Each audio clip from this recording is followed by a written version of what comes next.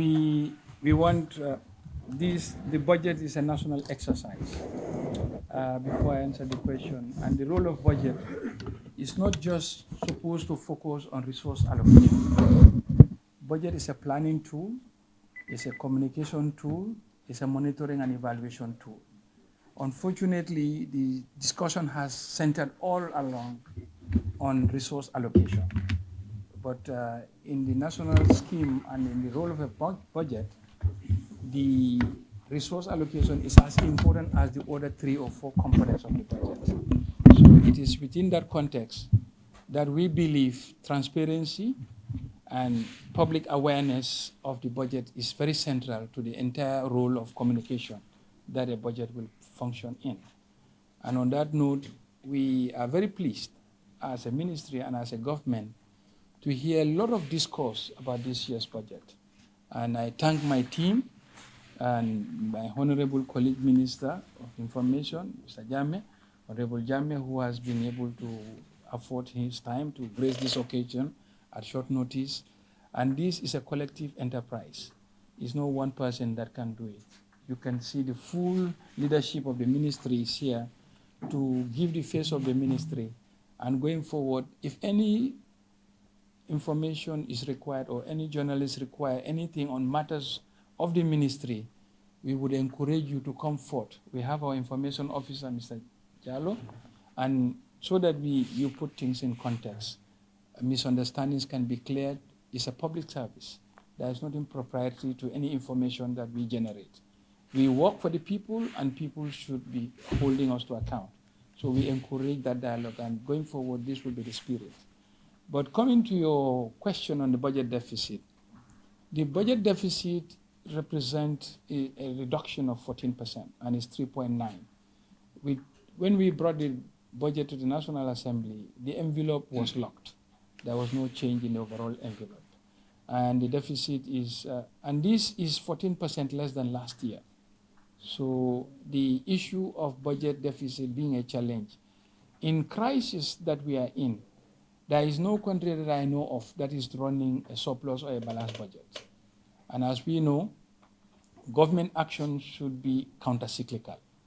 In times like this, you should, as government, spend to come out of crisis, and in good times, you tax and save for a rainy day. That is the role of counter-cyclical role of government expenditure. And this is exactly what this budget is doing, but it's at a reduced rate compared to. And one very important thing is not just the overall deficit, but it's the direction. Is the deficit growing or shrinking? And the 2023 budget marks a reduction.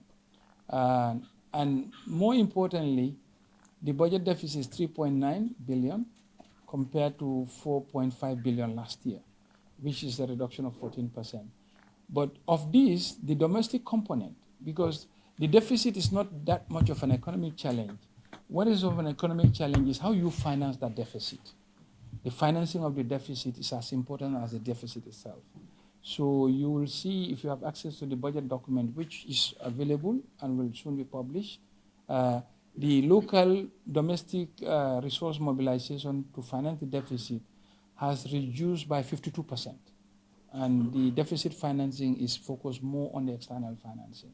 So the purpose of that is to ensure that we do not crowd out the private sector in the market and make resources available for them. And also, most of the international financing are normally on long-term concessional basis, which are cheaper. So indeed, to answer your question, yes, there is a deficit. It's at the same level as the budget we presented, but it's on a downward trend. Thank you. The comments of the OMCs was on a specific month, because you know the fuel pricing is done monthly. And in the fuel pricing, you compute all the taxes and duties, what you call a calculated price. And that calculated price has element of the excise and other duties, not the price differential. So when the OMC say government is making $17, it could be, I don't remember which month that they are talking about, because it's not uniform. Every month a new price is issued, and every month the variables are different. But in any month, there are elements that are the VAT, the excise, and other elements of taxes. When we say subsidy, the subsidy is the difference between the calculated price and the pump price. We call it a subsidy simply because the calculated price was more than the pump price. That's how but I think, Babukar, you can share with him the computation format to show where the subsidy comes in.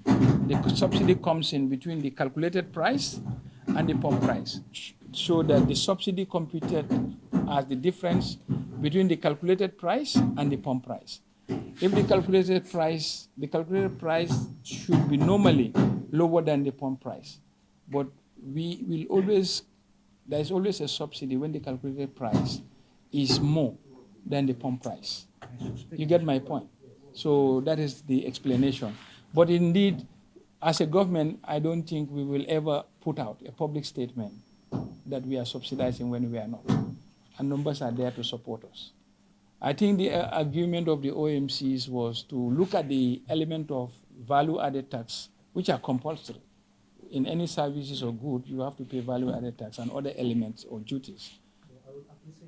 Yeah, Babukar will walk you through the table for your understanding of the price structure. Thanks.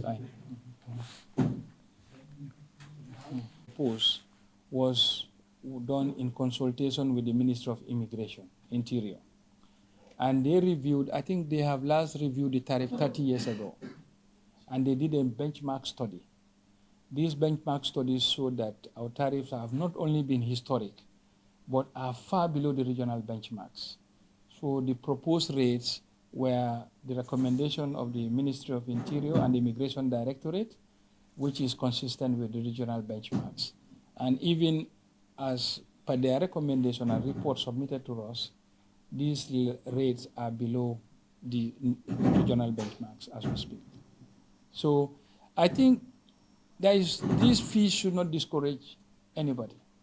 If you look at the visa fees of some of the developed countries like the US and UK, they have gone up tremendously to recover cost. And if we are supposed to work in the country, we also should do similar things to make sure that we charge for a fair fee for a fair service. On the issue of naturalization, I'm sure we have other people in the room here who have known people who have naturalized in the West. It's so expensive, but for us, it is very reasonable in terms of the regional benchmarks. But the Immigration Directorate have presented a study to us where all these numbers were indicated. And we are pleased that we are not increasing it for increasing sake, but can you imagine 30 years ago what the rates were and are still standing at that? And this is not only unique to immigration. As a country, if we want to develop, we must focus on resource mobilization domestically. And these are the low-hanging fruits. Even if you look at the drug revolving fund, if you go to the hospital, people complain that there is no medicine. But what do you pay? $25? Even taxi fare is more than $25 to a certain destination. So in order for us as a government to render service, we cannot charge market rates, but we must bring our level tariffs to level commensurate with service delivery. So this is the idea, and I think this is the first shot. We will look across the sector, and even things like the drug revolving fund of $25 to buy a ticket, that will entitle you to a consultation, and possibly even a drug if available. If we want to develop as a country, everybody should take a fair share. And this is the first step, which was long overdue, based on the recommendations submitted to the ministry. Thank you. Mm-hmm. I think the first question, if I recall, was on the recession. Mm-hmm. I think I like that question very much, in the sense that Gambia is a small country. But it's very good that when we are reporting on economic matters, we cross-reference, and you happen to pick Ghana. As small as we are, our economic fundamentals remain strong. When I say we feel like a recession, I mean the global outlook. I'm not talking about Gambia in particular. And this is based on all economic publications. The IMF recently published Economic Outlook, the World Bank Economic Outlook, African Development, most of them point to this direction. But this does not mean it's an across the world blanket recession globally, because the world, as you know, goes in cycles. Certain countries will be in recession, others are. And for your information, recession is 2 consecutive quarters of GDP decline. So in Gambia, the fact that we don't measure our GDP on a quarterly basis, it makes that we may be in a recession without feeling it, because the statistics might not be there. It is only in the West where GDP is reported quarterly, and that's when you can track the definition of a recession quickly enough. Because 2 consecutive quarters of a GDP growth decline, it is recession. We've done very well as a country, because even if you look at our exchange rate, inflation rate within the region, we compare favorably. So yes, we said this based on research, based on sister publications and other institutions. We are not out of the woods yet. So when you are presenting a national document like a budget, you have to be realistic. It's very cautious, very risky to paint a glossy picture in environments like this. And as such, I deem it necessary, myself and my team, to call a spade a spade. The numbers are guiding our decisions. These are not decisions we are making ourselves. And the numbers cannot be saying this and we say this to our population. It's high time that the true economic fundamentals of the country, of the region, of the world is communicated to the population so that they know.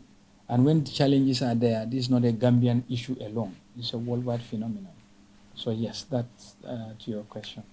I think the second one was on the current prices of 27,000. Yes, that one we have actually, I did give an interview on this, and the central bank also issued a press release on this.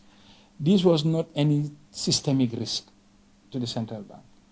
The central bank actually is upgrading their systems, and they have a new IT platform that will ACH, the automatic clearing system, that they are installing, and they happen to migrate the data at the end of this month using civil service salary as a live data.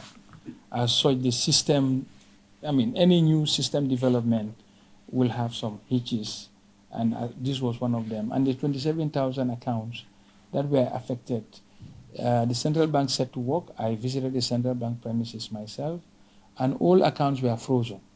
So, however, I think a couple of Nyominkas managed 4 or 5 to take it in advance. But the directive is that those will be transformed into an overdraft. It will be a liability that they owe the bank, because all the banks have returned the monies to the central bank. No money is lost. So, no, even if they take, the central bank will be paid by the bank. It's now between the bank and those few. I think it's 5, according to the governor. They must have come from Nyomi.